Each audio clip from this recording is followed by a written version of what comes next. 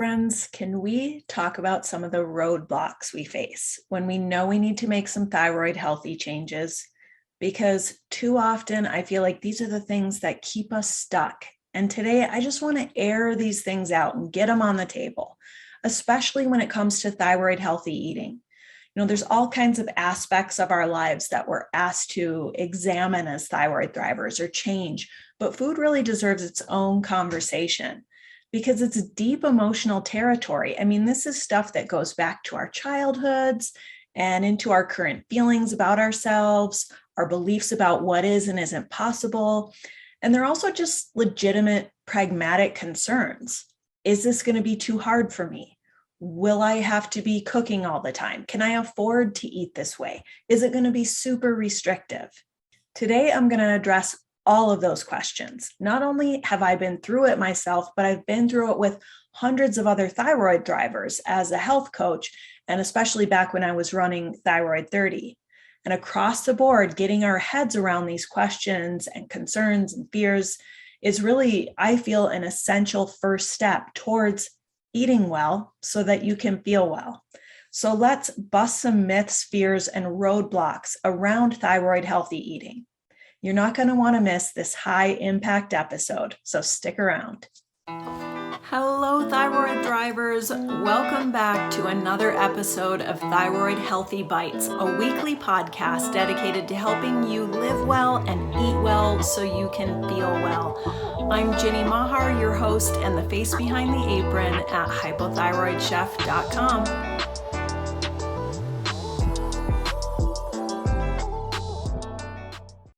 So you want to feel better, you're out there taking your thyroid meds and you still feel bad. You found your way to me and maybe you started thinking about your diet and how food could be affecting the way you feel. Maybe there's even a little voice inside you that says, yeah, we need to make some changes, regardless of where you are on the path, even if you're years in. So many of us, and this used to be me, are just exhausted. We're not thriving. We're sick. We're tired. Maybe we're unhappy with our weight. Maybe we're just unhappy in general. It's like our bodies need to be plugged into the charger, but we don't know where the charger is. We can't find it and nothing's working anymore. It's totally overwhelming. As thyroid thrivers, it's really exciting when we start to discover how diet and lifestyle changes can make a difference, because that thought of having some power over how we feel is really appealing.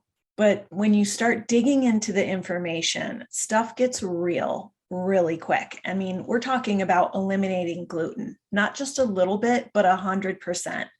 We're talking about cutting out dairy, sugar, soy, sometimes grains, alcohol, maybe. I mean, yikes. Like, we're talking about eating more vegetables, which is legitimately scary for some of us.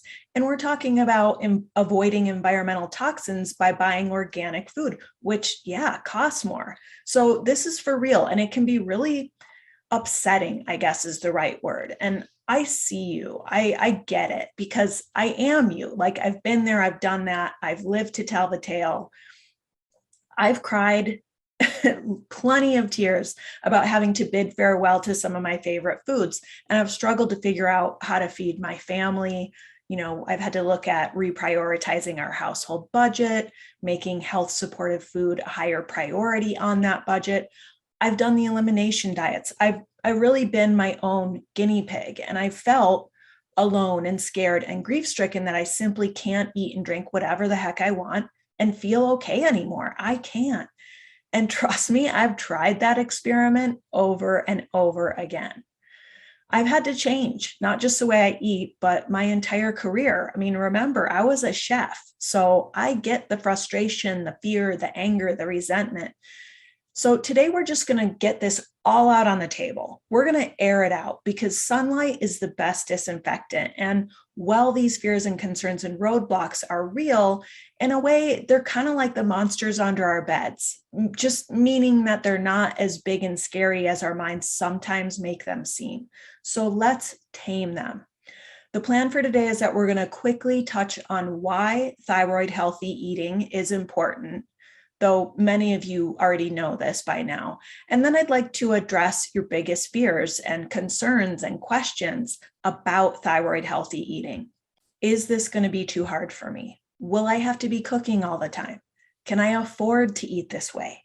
Is it going to be too restrictive? I'm going to give you some of my most pragmatic nuts and bolts solutions. And from a more like big picture perspective, we're also going to talk a lot today about mindset.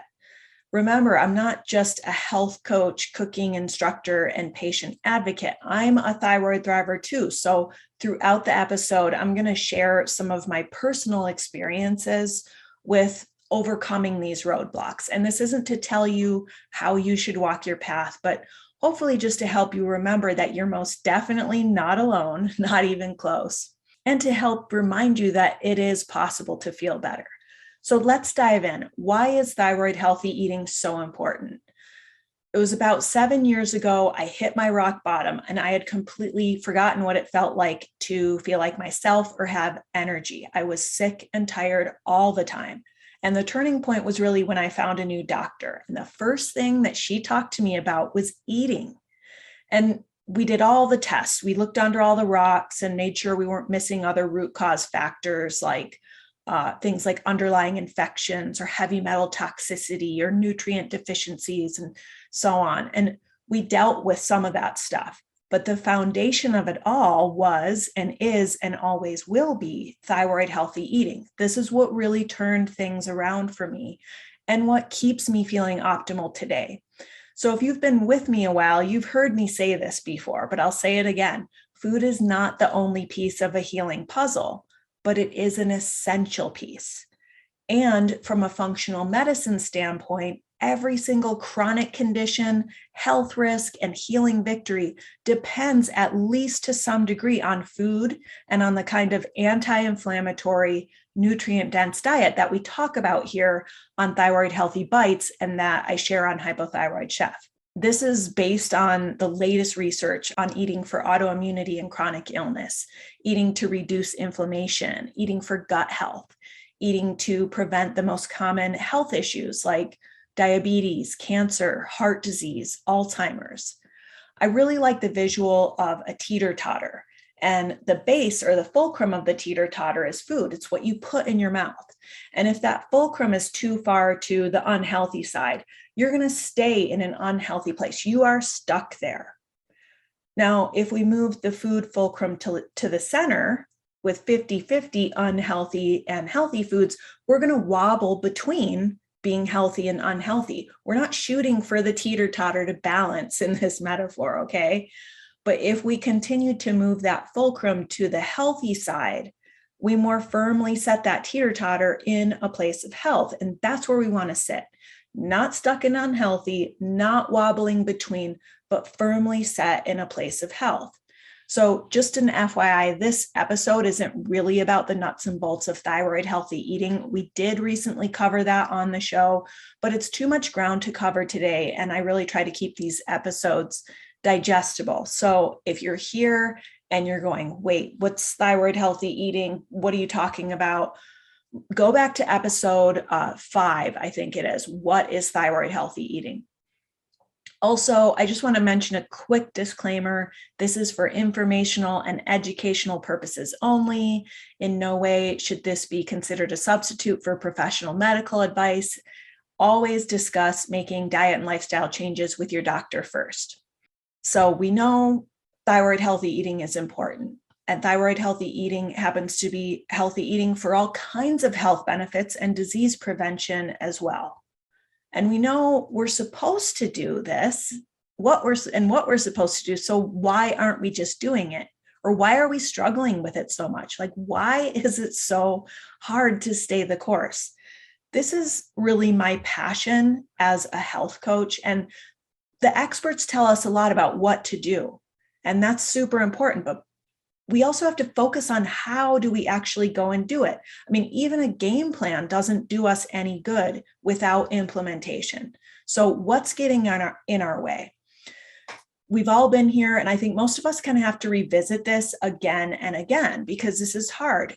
Can I do this? Why can't I just do this? So to address this first super common roadblock, I want to start by talking a little bit about mindset, because mindset is number one. It's everything. If you can't get past the mindset roadblock. You're really stuck like at the trailhead of your healing journey. You can't begin until you get out of that stuck mindset and into a healing mindset. So let's be real, like anything worth doing in life, yes, this takes some effort.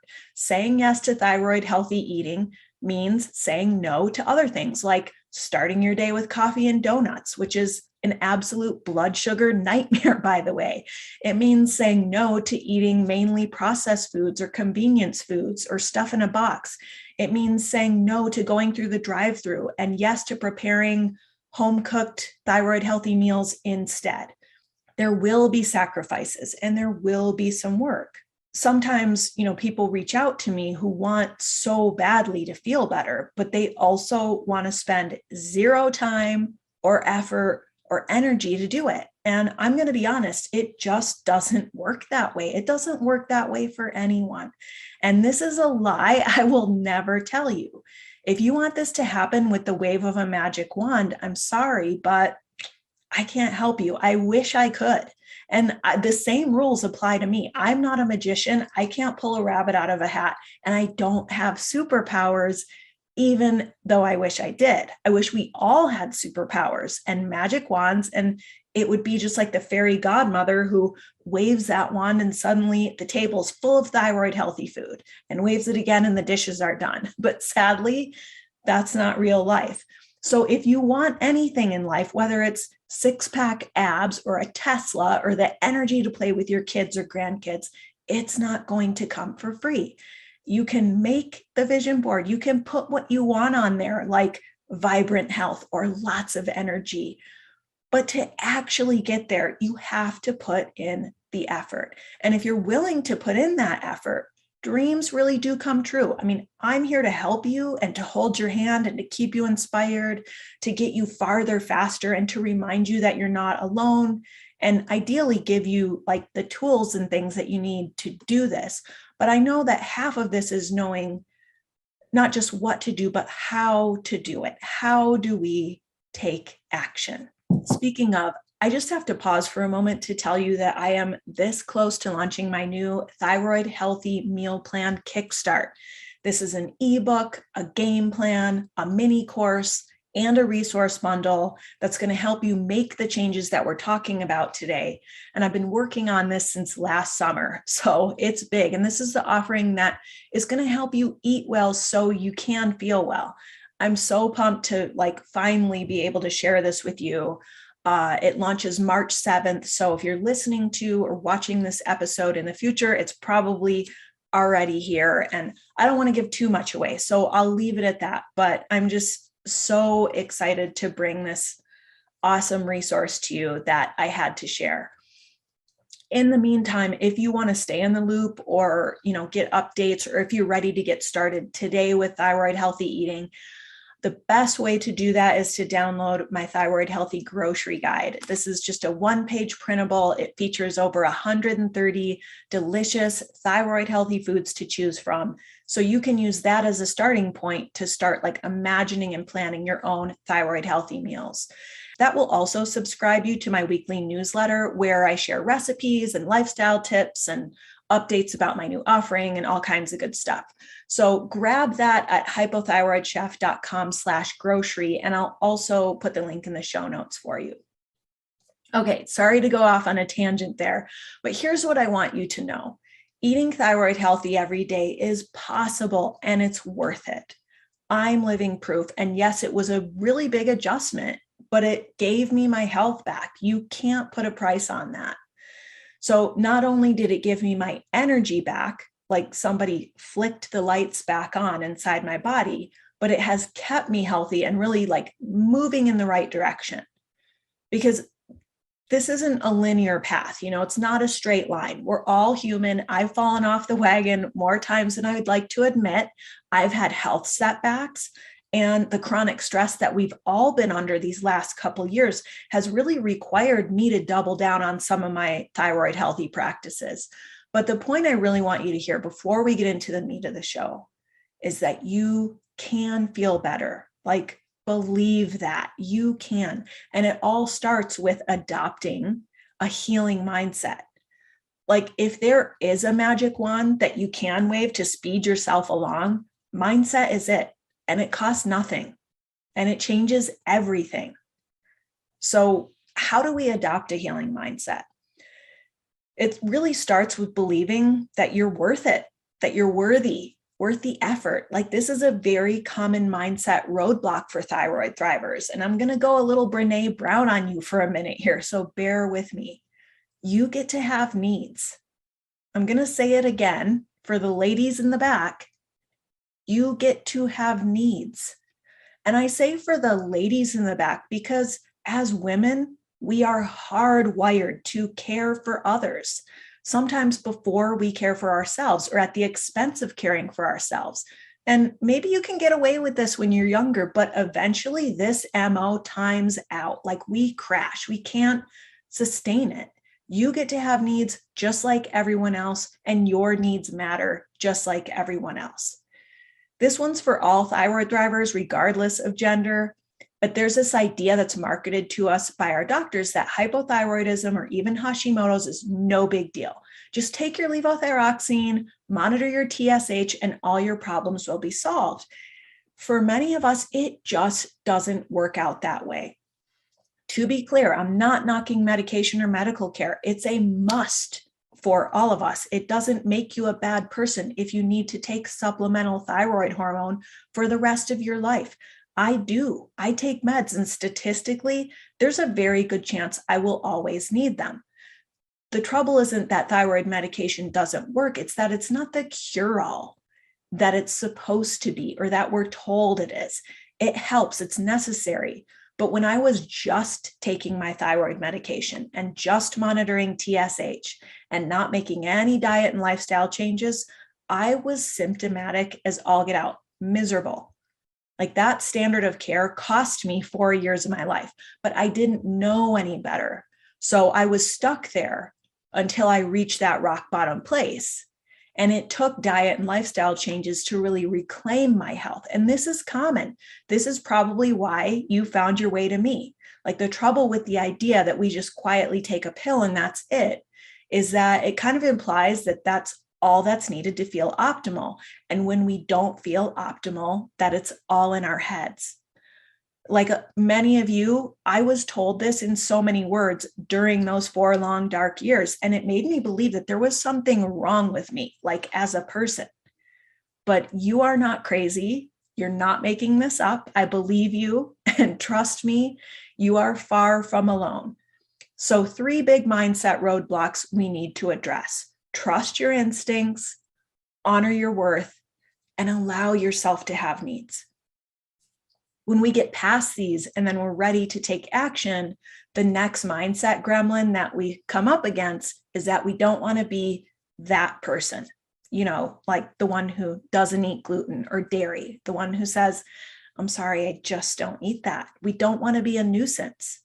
And at a fundamental level, what we really want is to belong as human beings. We want to fit in. And so when everyone around us is eating pizza and bagels and chocolate chip cookies, it can really freak us out on a foundational level to say no to those things. But here's the thing. Remember, you get to have needs. You have what in most cases is a chronic, lifelong condition where your thyroid, which affects every system in the body, doesn't work like a normal functioning thyroid. And medication helps, but it's only part of the equation. So maybe you no longer have a thyroid. This applies to you too. So feeling optimal, not necessarily perfect, but feeling as good as you possibly can, requires that you take really good care of yourself. And sometimes that means saying, do you mind if we meet for lunch at this restaurant instead of that one? Like, they just have more menu items I can eat there. Maybe it means saying, yeah, honey, I made your favorite chocolate chip cookies with gluten-free flour so that I could eat one. And yeah, they taste a little bit different because of it. Maybe it means saying, this food just doesn't work for me anymore. And it would really help me if we could no longer keep it in the house. I remember sitting at a table at our favorite local pizza place. This was back in 2015 when I was just starting on this journey. And while my husband and son ate pizza, I was eating a salad with vinaigrette. And my husband gave me the pouty lip, sad face, and was like, I'm so sorry, you can't have any. But here's what was going on in my head. Yes, I wanted the pizza. I wanted it badly, but I had recently got my energy back after 4 years of having no energy. I remember putting down my fork. I looked him right in the eye and said, do not feel sorry for me. I'm getting my life back. So since then, I've learned to say those things. Do you mind if we go somewhere else for dinner where there's more choices for me? I get it. I'm someone who never wants to be a nuisance. I never want to ask for special treatment. In the past and for most of my life, I would throw myself on the train tracks before I would ask for someone else to prepare my food differently. But when it came right down to it, I learned that was hurting me. I was laying myself on the train tracks, and sometimes I got hit and it would take me out for days. But that went against my upbringing, my personality, my comfort zone to just ask for what I need. So thankfully now I'm deep into this process of learning to say no, learning to ask for things, learning to say goodbye to that habit of sacrificing my own needs for the sake of others. If you can relate, this is like a really necessary mindset shift for your healing journey. Be that person. Be the one who asks, is there gluten in this? Be okay with saying no, thank you. You get to have needs, you're worth it, and you're lovable regardless of what you eat and don't eat.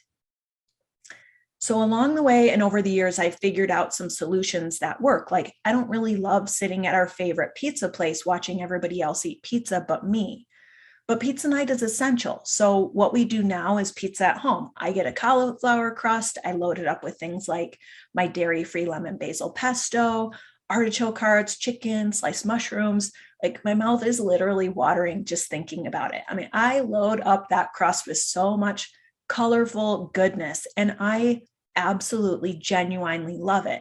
My son and husband, they can have their own regular pizza crust. They can load it up with mountains of mozzarella cheese if they want. Things like that don't even appeal to me so much anymore because I've found alternatives that I love. And also over time, certain foods lose their appeal when you realize that the health cost is just too great.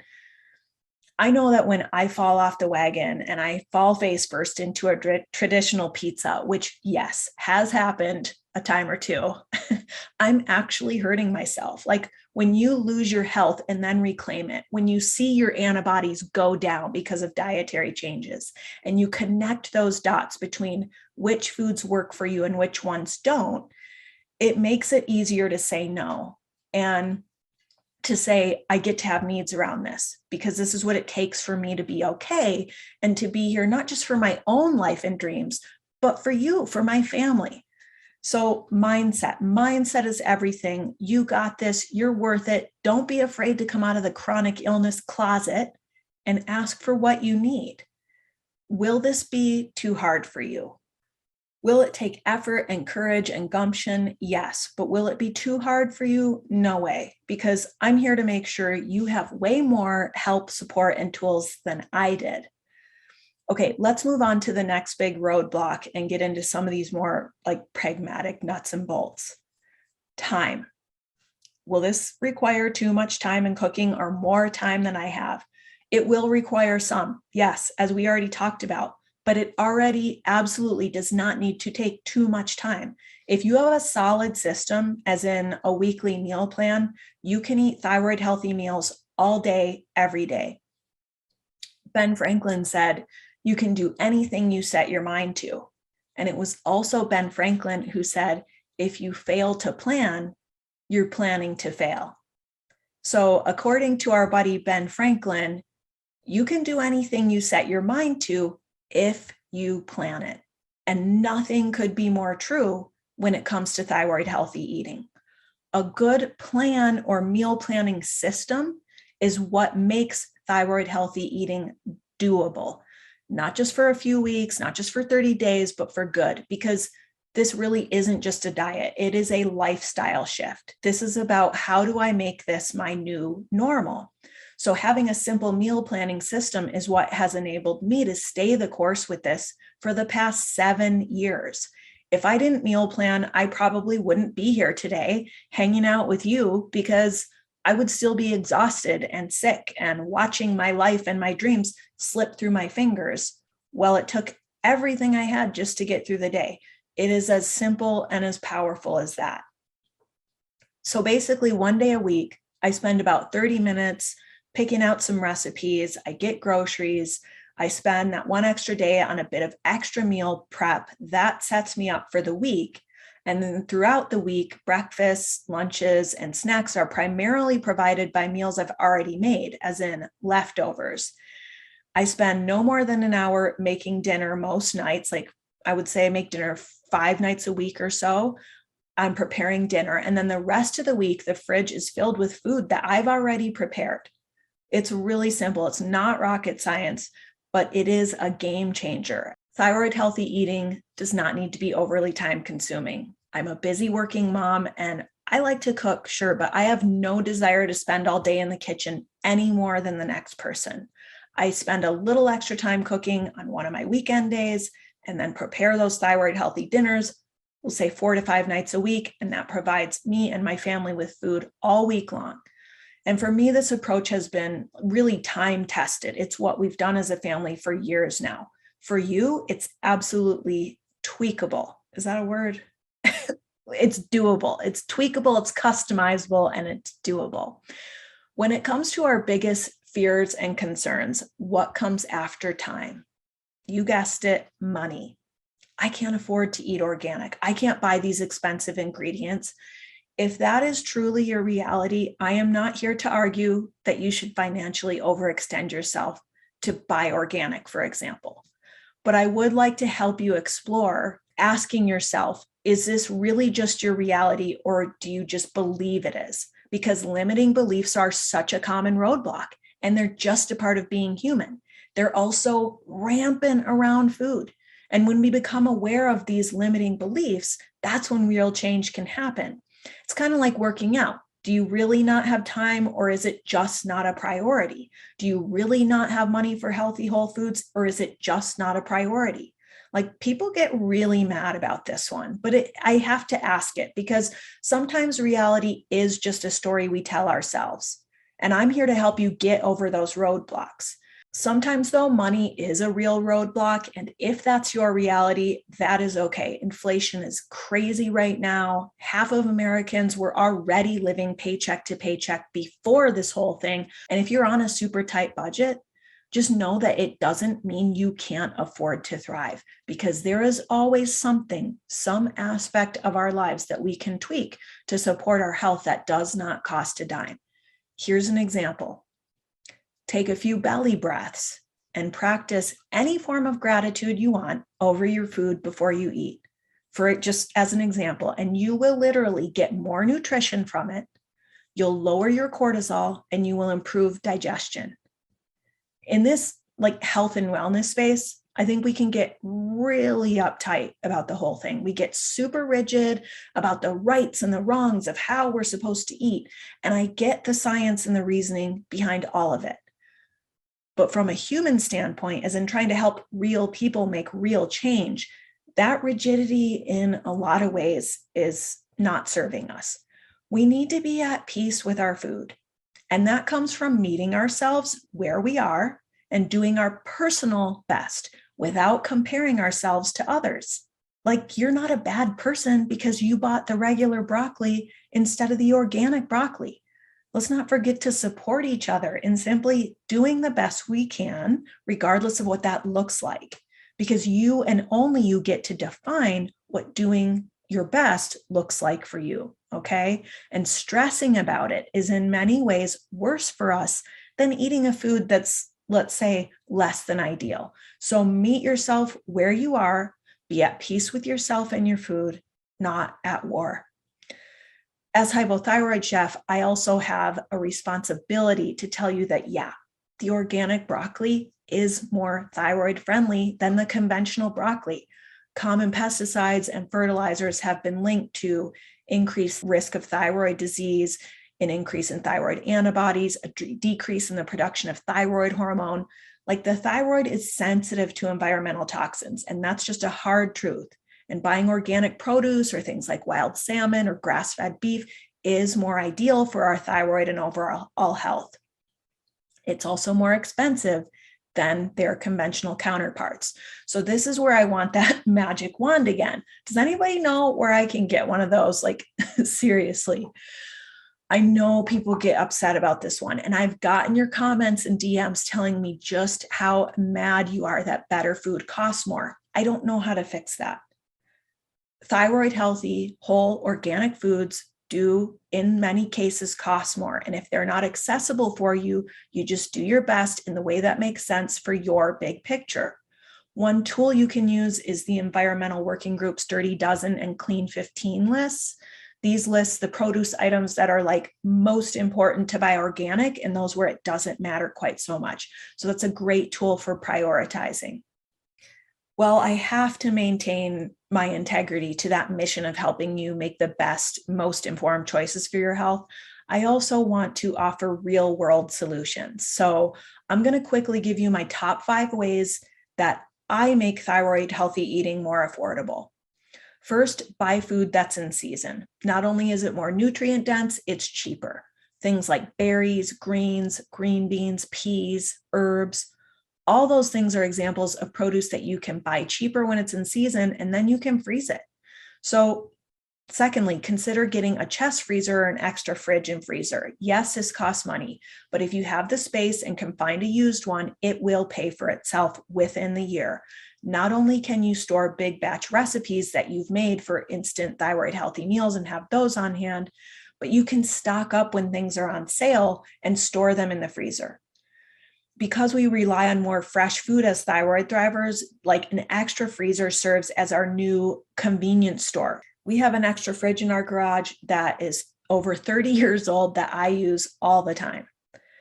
Okay, for grass-fed organic meat, consider buying a whole animal or a half animal with another family. We've done this a few times and have gotten some of the best local pasture-raised beef, bison, and lamb for way less than retail.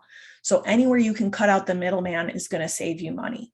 And that extra freezer will enable you to stock up on things like that on the cheap. Also, I subscribe to a local CSA and get loads of seasonal produce while also supporting a local farm. A CSA is like a produce subscription from a local farm or group of farms. And we've been subscribing to one for years. Because we live in Montana, it only goes through the growing season, but we get a box of local organic produce. It's $18 a week for about 5 months of the year. And sometimes it is more organic produce than we can eat. In the late fall, at the end of harvest season, the farm actually offers this deal, 100 pounds of produce for $100. It's seriously a truckload of food. And much of that lasts through the entire winter, like winter squash, storage onions, cabbage, beets, potatoes, carrots. It's the end of February right now, and I'm still using ours up. And most of it is stored in that extra 30-year-old fridge in our garage. I realize that some of you might not have access to things like a CSA, but you might also be surprised that you do. Like the farm we use doesn't advertise. I only know about it because I heard about it from friends. So inquire locally, ask about a local CSA from your friends. It's a huge money saver and you get to support local farms, which feels good. So you can go actually to localharvest.org to search for a local CSA in your area. Lastly, shop in bulk. Like we have Costco. I know other places have Sam's Club and things like that. The tricky thing is that you don't always know what they're going to have in stock, but at least at Costco, they consistently have a ton of organic produce, organic animal protein, and organic pantry products. I also occasionally use them to stock up on organic meats for the freezer, like packs of organic ground bison or chicken breasts, chicken thighs, organic ground turkey. They even have these grass-fed beef kielbasas we like. I value eating well, and I live in the real world too. And our shopping budget is something that we talk about regularly as a family. We've also made a really conscious decision to prioritize the highest quality food we can afford. Like you might see me in the same sweater 17 times on this show, but I'll be wearing it when I eat that grass finished steak. Like my car is 12 years old. It works great. I use it to go get my thyroid healthy whole foods at our local health food store. It's a personal choice and a priority. And it's also a privilege that I have that choice. So I acknowledge that. This is just like what it looks like for me. And then this is what it looks like for our family to do our best. And that is what enables me to be at peace with it. And that's what I want most for you. Don't stress, don't beat yourself up, just do your best and be at peace with that. Last roadblock we're going to cover today: will thyroid healthy eating be too restrictive? This one is near and dear to me because I am a food lover. Like, it's my favorite medium. It's my favorite creative outlet. So I understand completely these like real emotional connections that we have to food and the deeply rooted fears we have around changing the way we eat. I recently heard from one of the Thyroid Thrivers in our community who said, nothing seems as easy or satisfying as warm toast.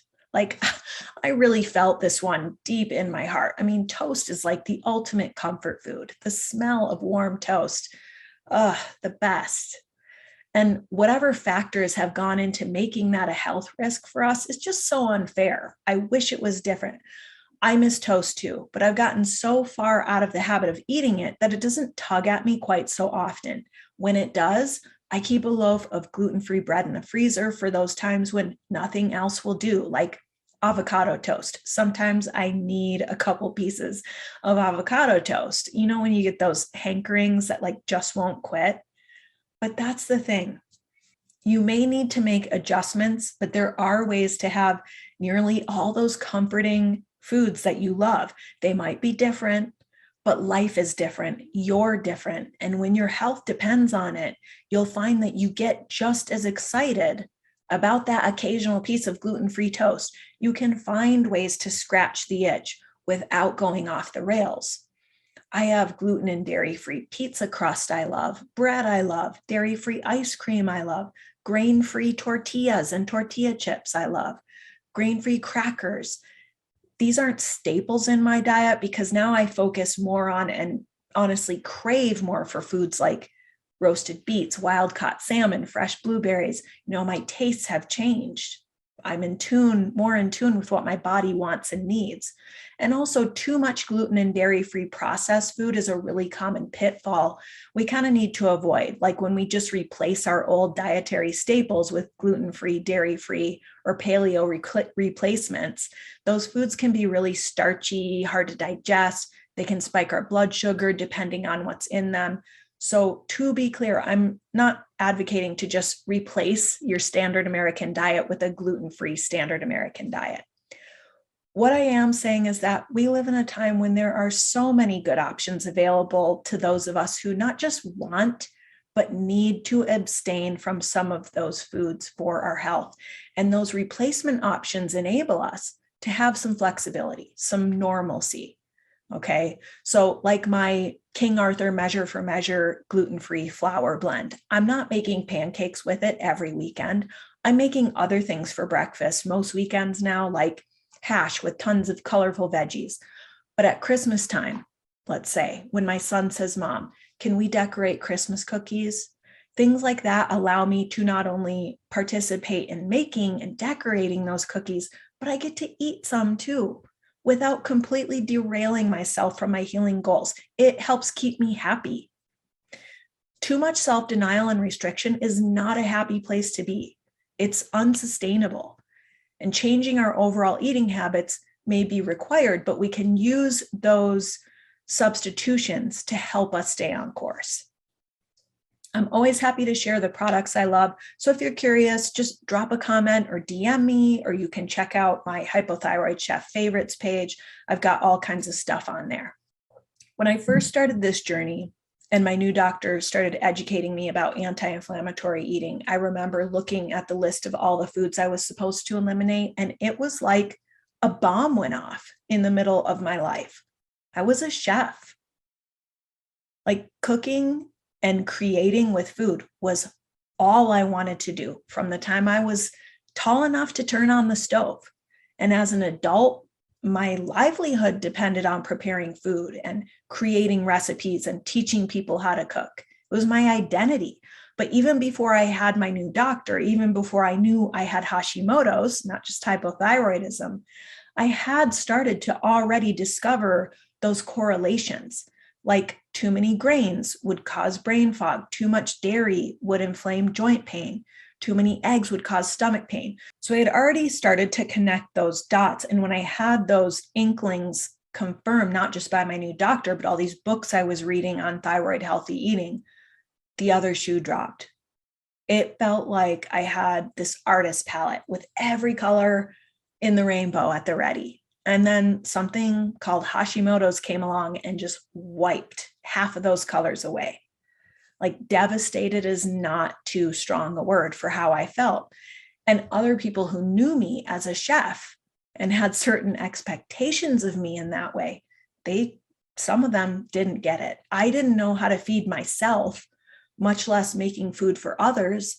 And even going out to dinner with friends, I couldn't participate in that in the same way anymore.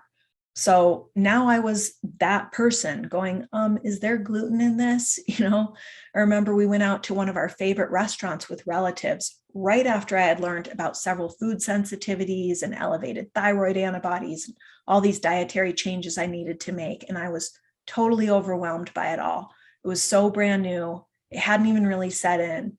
But here I was like looking at food through a whole new lens. And I remember looking at this menu that a week ago was filled with things I loved and could eat. And 1 week later, that same menu was now 90% off limits. So meanwhile, I'm here with these family members that were hosting from out of town and kind of withdrawn at dinner. And I had this like lump in my throat, and there was this wave of grief hitting me in a public place. And I could feel how inconvenienced my family members were by my needs, because I had carved out a place for myself as the one who feeds people yummy food. Like they were kind of threatened, and even, I'll say it, annoyed that I could no longer just cook and eat whatever for them and with them. So here I am trying to get through this meal and explain that it's just hard to swallow this new reality. And one of my family members insensitively was like, you just need to get over it. It wasn't helpful. Like family can be really tough with this stuff, especially at first. And it's gotten better, but it took time and there was a grieving process. I got through it. My family has become more accepting, and it was 100% worthwhile. I could have said, you know what, this is just too hard, too time consuming, too restrictive, too expensive. But instead I said, I get to have needs, and I'm not going to continue throwing myself on those train tracks just to please someone else or make them comfortable. Like we have to stop doing that if we're going to be thyroid thrivers. And well, we also have to face our own health mountain with some grace and some patience and some forgiveness. We've got to meet ourselves where we are and do our best and find that peace with the process of transformation. Like results happen. They don't happen overnight. So just take heart, celebrate every small win and every step you take, and let this take the time it takes. There's no aspect of your healing journey that is more empowering, in my opinion, than discovering which foods work for you, which foods serve you, and which don't, and then using that to reclaim and maintain your health. Also, keep in mind that with many foods, it can be okay long-term to just have less. Like I recently interviewed a functional nutritionist, Whitney Morgan, about all of the very good science-based reasons that as thyroid thrivers, we should really consider eliminating gluten 100%. But there are other foods where, depending on you, you may eventually find that less is okay too. Like grains are this way for me. Eggs are this way for me. With cheese, I've found that like small amounts of raw milk cheese, like real Parmesan or real Asiago, they don't make my joints ache the way a pile of melted mozzarella will. Also, cultured dairy, like a little bit of organic buttermilk in that occasional gluten-free pancake. I can get away with that once in a while, but the thought of pouring cow's milk on like a daily bowl of cereal at this point, no. I can't imagine it. Like it literally repulses me. My body on every level says, nope, not worth it. Don't want it. We're all unique this way. And like what works for me isn't necessarily right for you, but just know that this isn't the end of the road. This isn't the end of the world. In fact, in many ways, it's just a new beginning. I remember tweeting something about connecting the dots between my hypothyroidism and the food I was eating back when I was just starting out on this journey. And someone, another thyroid thriver, replied with the best, simplest, most comforting advice. She said, it will get easier, you will feel better, and it's worth it. Some stranger told me that, and I'll never remember her name, but I'll never forget her words. And now I want to pass that message along to you. It will get easier, you will feel better, and it's worth it. From a logistics standpoint, remember that you don't have to start big unless, of course, your doctor or nutritionist feels differently, and you should always consult with them first. But you ultimately get to decide what goes in your mouth. Elimination diets, for example, like the autoimmune protocol or AIP diet, these are amazing tools.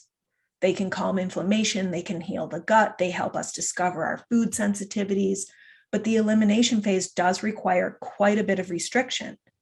Now, if starting there feels like way too much, and if it's okay for your current health situation, you can pare back, take a smaller step. Start with just gluten, which is the #1 recommendation for thyroid patients. Just start there. It's a smaller step, but it can still have a big impact. See how it goes. Give yourself that time and that grace to like get used to it and adjust. Reap the benefits, hopefully. And then you'll have like this inherent motivation to keep building on that by looking at other foods like sugar, dairy, grains. You know, if that micro step approach feels more doable, great. I know that it doesn't have to be gluten that you start with. It could be eliminating processed foods. If you have a major caffeine habit or a soda habit, maybe you start with that. Like, this is your healing journey. You get to choose your own adventure, which path you take and how fast you go. I've used a combination of both approaches. And the most important thing is to just get started and then stay on the path. One small step after another can take you very, very far. That's my philosophy as a thyroid thriver, health coach, and patient advocate. You know, there are others out there who say you must start with AIP, or you have to do paleo, or you can never eat these foods again. Those opinions are based on sound nutritional and autoimmune research. The healing potential of the AIP diet, like, it's greater than just going gluten-free. That's a fact. But here's my personal stance. What good does it do you if you can't stick with it? How's it going to help you if you're too overwhelmed to stay the course? You know, when it comes to the science of successful habit change, smaller steps are more sustainable. They're less likely to overwhelm our nervous system.